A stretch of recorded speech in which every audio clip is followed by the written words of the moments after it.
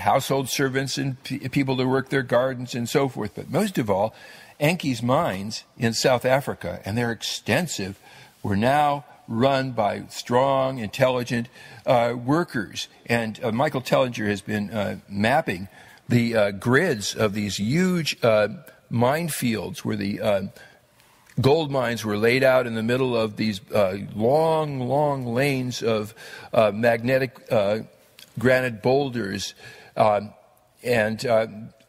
laid along the ley lines of the earth in a way that is taking the earth's energy and generating it along these lines and moving all the gold ore, which then they went through different stages, refining it ultimately to ingots, which are shipped along the east coast of Africa up to the Middle East, where it's then transshipped to Mars and on to Nibiru. So everything is going really well after a while. And then Nibiru passes through, and there's the Earth as climate declines, and everything starts getting junk again, and the slaves, particularly those in the Middle East, are wandering off. They're foraging, and they stop working for their masters, and things are getting desperate, and Enlil's starting to put pressure on Enki. Can't you get more work out of the slaves? So Enki decides he's going to improve the quality of the slaves, which means that he got all the pretty girls he could find. He got all his friends to do so, and they made babies, and babies with the babies, and babies with the babies. And they made, but the first pair that they made was a guy named Adapa, a little baby named Adapa, and a girl named Titi. And Adapa was so smart, Enki raised him personally, and Titi was so clever, Damkina raised him, that they made him the overseer of all the other workers, and he was so brilliant that Anu asked to even see him on Earth. But that's another story. I think that's a bit of an introduction to these Sumerians and what they did. We've got a lot more to tell you. Listen to our radio show, Enki Speaks. It's part of Aquarian Radio. And get hold of my book. You can get it online. It's called Anunnaki, Gods No More. Sasha Lessons on Awe Station. We have got a lot more, and that was just a tip. That was just a little appetizer there. You can see how much research he has done. We'll be right back. Wow. Whoa. Man, you blasted through that. Janet. She's out over here, this side here, too. This is good. This is all right. We're good. We can take a little break. Okay, yeah. We should if get you're her. Good, we got... wow. We should get her to do experiencers. That's what she's hot for. Okay, good. That's one of our programs. It's called Experiencers Network. Okay, then that's absolutely, we want to introduce it. And whatever else you two want to... Okay. You know, this is what we want. We want to introduce your stuff. So people come, and if they hear us, they go to listen to your stuff. So let's just talk about all your stuff. Okay. Let me see where she went. I think she's over here in the restroom. Yeah. Janet?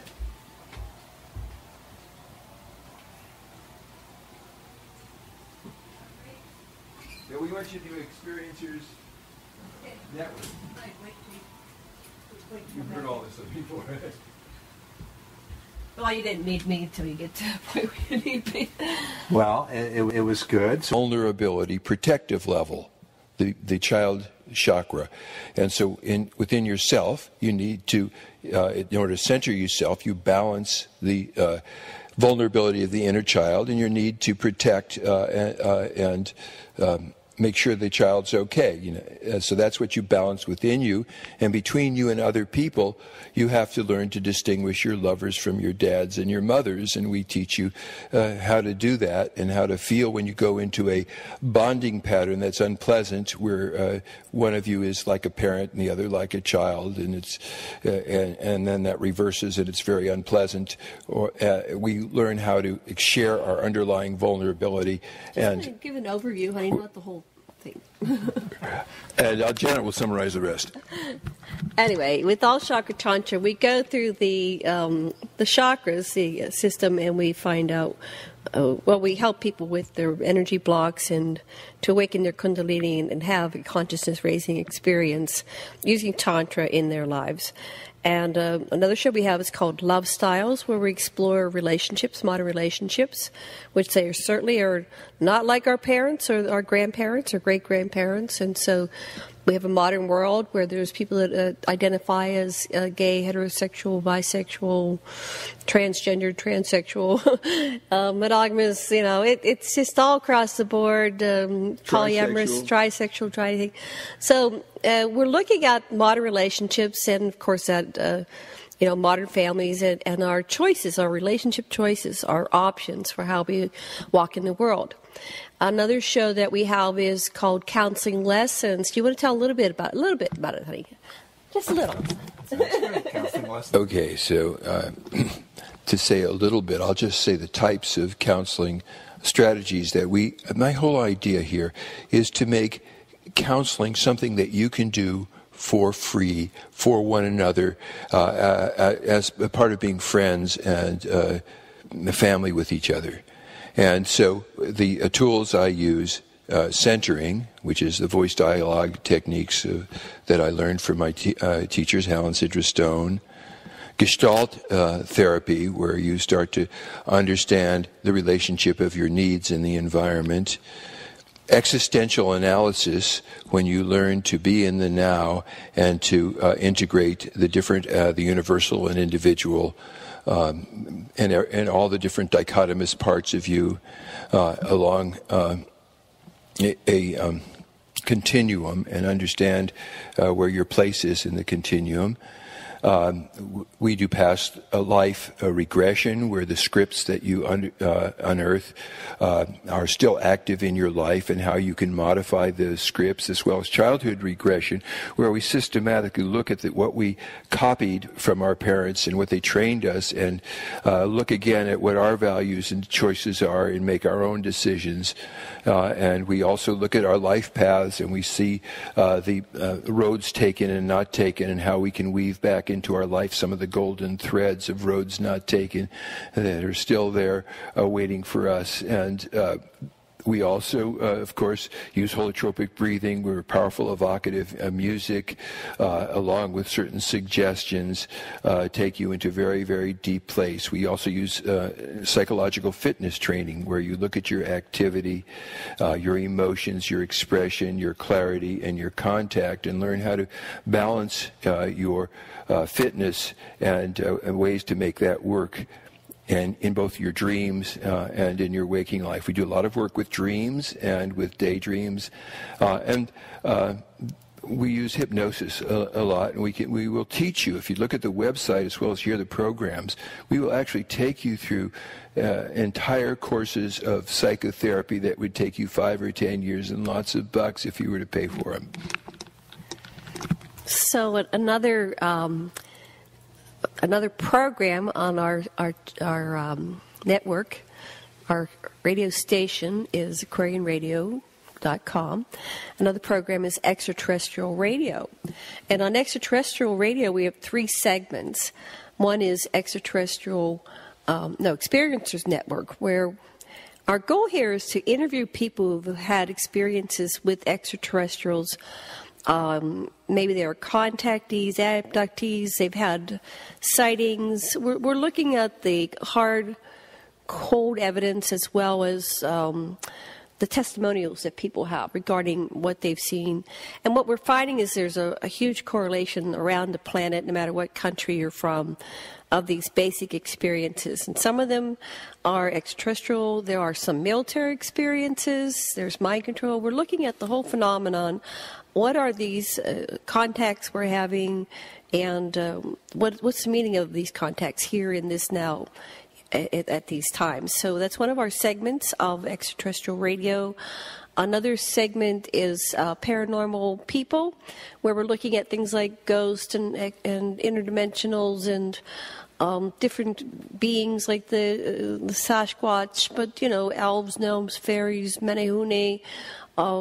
We also look at out-of-body experiences, past lives, life between lives, future lives, a whole bunch of paranormal, metaphysical phenomenon. Those are the type of things we examine, explore on paranormal people. And then alienology is, we haven't really done much with this yet, but we're working on it. We're looking at all the different types of extraterrestrials. So like it's a study of aliens, alienology. Well, another segment of Ancient Aliens is Ninmah, and Ninmah is the birth mother goddess of humanity. What I mean by that is she is the geneticist. She was a full-on geneticist, a scientist, and a doctor, and she figured out, along with her colleagues, Enki, who was her brother, almost brother husband in many ways. They had children together, and her nephew, Ningishita. They worked with her, but she was the one who figured out that in order for this being to be effective and intelligent enough to be useful for the Anunnaki needs, but even for themselves in this hybridization process, she had to use Anunnaki sperm, which was probably Enki sperm, mix it with the egg of a Homo sapiens female, Homo erectus female, and mix it in the clay of the earth. It didn't work until they actually mixed it in the clay of the earth. So human beings have DNA from Mother Earth, the planet, in our structure. So and copper. And yeah, so the young child came out looking like copper.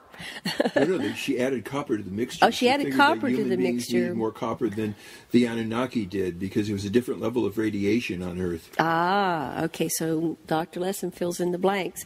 So I channel Ninmah. She communicates to me to this day. You didn't say how she put the kid in her. Anyway, we're going to go on to this in this show. Yeah, she put it in her womb. She carried it. That's right. I forgot this. That's how we got the mitochondrial DNA from Ninmah, honey. Okay, so yes, and the only way it worked is it didn't work when they tried to put it back into Tiamat, which was a Homo erectus. It only worked when she carried it, and the experiment was they didn't know if it was dangerous or not, and she wouldn't let any other goddesses carry this child. She said, "No, this is my experiment. I'm going to do it," and she gave birth, and there's a very famous tablet that shows her holding this child out, and she said, "With mine own hands I hath created it." So she is the creator. God is blessed. So the final segment of Ancient Aliens is Ancient Anthropology, which combines not only the information by Zecharia Sitchin, but other researchers like Michael Tellinger and Neil Freer and others that Dr. Lesson researches and brings together. And plus, we are going to bring in more people to interview. Tell us a little bit about Ancient Anthropology. The so-called myths and strange things that ancient people, and for that matter, people of different cultures, say can't be written off. They are merely people expressing themselves, what they observed and what they heard in the metaphors that are available to them. And so when you start looking at things that way, then a flying chariot it might be a person's word for a rocket ship. The whale that swallows Jonah and doesn't digest him and is obviously a submarine. And we actually have statues of submarines and carvings of submarines, so we know that the Nibiruans had this and so forth. So at different times, the knowledge that humans were a artificial hybrid race created to slave for the Anunnaki and then pitted against one another as the Anunnaki lords started warring with each other. That knowledge, which was based on the idea first of Yahweh and others, that they were going to prevent the humans from ever realizing they were being exploited by just a few of these people from Nibiru, and there was millions of humans and just less than 1,000 of the lords from Nibiru. And so there was this continuous divide and conquer. The Tower of Babel was actually a launch tower that Marduk was building so that he could gain his throne back on Nibiru. And Enlil, Yahweh bombed it and said, hey, let's make sure we pit these guys against each other. And then Marduk used that same tactic. And, of course, Marduk's followers, Muslims, and the followers of Yahweh, the Jews and Christians, are still at it to this very day. Divide and conquer.